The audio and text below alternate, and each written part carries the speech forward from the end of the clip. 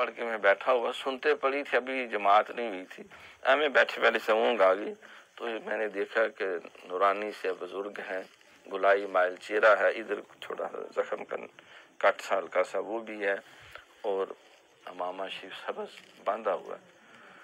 तो मैंने अस्सलाम वालेकुम, वालेकुम। मैं हुजूर आप कौन हैं? अली सोबत से पैदा हुए, जिनका दाता हुजूर नाम ले रहे हैं कि आप जैसा बुलंद मर्तबा वलियों का इमाम, वो आपके एक एक हुक्म और तालीम को फॉलो करता था। आपने इनका जिक्र भी अगले सफ़ात में किया है। आपका एक कौल वहाँ दाता हुजूर ने नकल किया है, अमर बिन उस्मान मकी रहमतुल्लाह अलैह का। ये मदनी है, ये मकी है।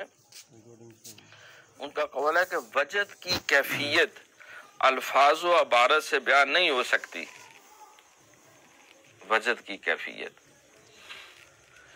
क्योंकि बंदे का तसर्रुफ और तकल्लुफ असरार रब्बानी से बिल्कुल मुनक़ते होता है। यानी बात कहते हैं ना, फलां हाल पे आ गया, वजद हो गया। कोई ऐसे ऐसे कंधाल आता है, कोई ये कंधाल आता है, कोई एक सीने का हिस्सा, कोई दूसरा हिस्सा, कोई दायां कान, कोई बायां कान, कहता है मेरा अक्ल जारी हो गया। ऐसे ऐसे करते जाते हैं, करते जाते हैं।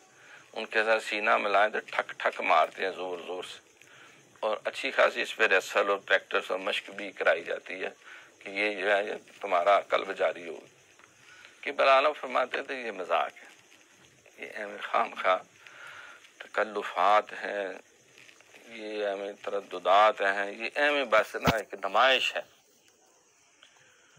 देखो, बेइख्तियार आंसुओं का जारी हो जाना ये अल्लाह की रहमत, मताए बेबहा है, दर्दो सोज़े आरज़ू मंदी, मुकामे बंदगी दे कानून नानू शाने। लेकिन ये मसनूई पान जो है, झूठा ही रोना शुरू कर दो, हाल हाल मचा दो, ठीक है, वो उसका एक अपना स्टेटस है। लेकिन जो स्पॉन्टेनिटी है, कहते हैं ना, वो मौलाना अली ने मुकदमा शेर व शायरी में लिखा, एक आमद होती है, एक अवुर्द होती है।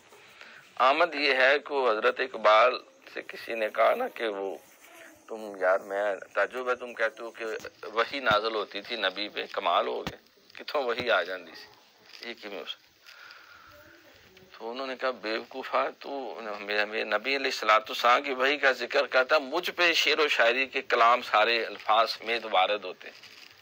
अगर वो होता मजजूब फरंगी से ज़माने में, इकबाल उसको बताता मकाम किबरिया क्या है, तो वो मजजूब फरंगी जो है नक्शे को बात समझ में ना आई, तो वो मुझ पे नाजिल होता है। तो बाज को लगता है अल्फाज नाजिल हो रहे, ये आमद है। अवुर्द जो है यार, खड़ा के ना करो ज़रा, शायर साहब नज़म लिख रहे हैं, गज़ल बना रहे हैं, ज़रा ऊंचा शोर ना करो, मेरा शेर आगे पीछे हो चला। ये अवुर्द है, घटना। बैठ के जमा तफरी करके इधर से जोड़ उधर से जोड़, रदीफ काफिया मिला, डिक्शनरियाँ खोल। बिल्कुल लतीफ़े वाली बात है। हमारे वो, हम छोटे होते थे, महल्ले में एक शायर थे काफ़ी मशहूर, तो मुझे उनके हमसाये ने बताया कि जो पुराने मरे खपे बुढ़े शायर हैं ना, वो इंडिया से वो किताबें मंगवा के ना, तो उनके वो रदीफ काफ़ी है वो ढूंढ ढूंढ के ना, तो वो फिर जोड़ जाड़ के तो इस तरह वो गज़लें बनाते हैं। मैं बारा वो जाने तुम जानो, हमारी सिर दर्द नहीं है। तो वो बाकायदा अवुर्द होती है, घड़ी जाती है शायरी। देखो ना, कुरान मुकद्दस ने इसीलिए दो टोक ना चैलेंज किया कि अगर तुम्हें शक है कि ये नबी खुद नाउज़ुबिल्लाह गढ़ता है, तो जाओ तुम भी गढ़ के ले आओ। तुम भी बड़े फसाहत और बलागत का अपने आप को बादशाह समझते हो, तो जाओ तुम इकट्ठे हो के।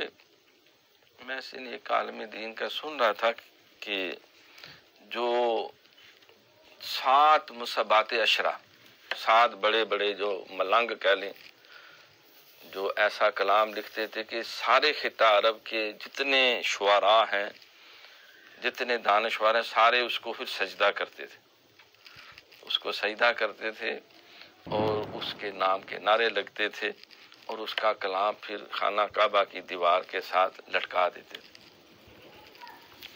वो मुसब्बाते जो मुअल्लकात सबा, यानी 7 लटके हुए कलाम, उनका जो आखिरी था, आखिरी शायर था, अल्लाह माफ़ करे मुझे नाम इस वक्त ज़हन में नहीं आ रहा, तो वो हुज़ूर सल्लल्लाहु अलैहि वसल्लम के दौर में था।